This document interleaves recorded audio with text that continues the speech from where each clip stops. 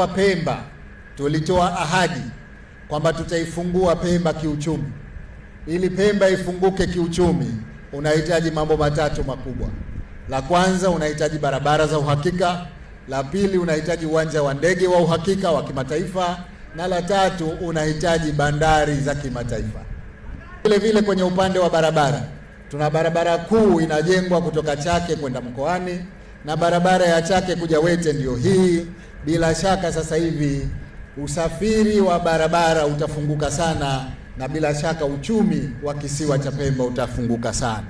Nasema kwamba haya ndiyo yanayopaswa kufanyika katika nchi ili kuleta maendeleo, na sisi tuliahidi na nyinyi ni mashahidi. Yote tuliyoahidi yanatekelezwa kwa vitendo.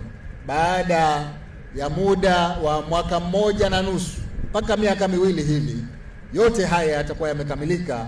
Kwa hivyo tutauona uchumi wa Pemba ukiwa umekuwa sana, ili wananchi waweze kunufaika. Tuitunze barabara hii.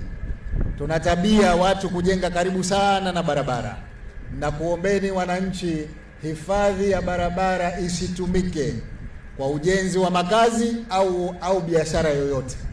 Hifadhi ya barabara ina kazi maalum. Kazi yake ni kupitisha huduma muhimu, huduma za maji, huduma za umeme, huduma za internet. Vitu kama hivyo vyote vinabidi vipite katika hifadhi. Kwa hivyo hebu tuepuke ujenzi holela wa biashara ndogo ndogo au wa makazi kwenye hifadhi ya barabara.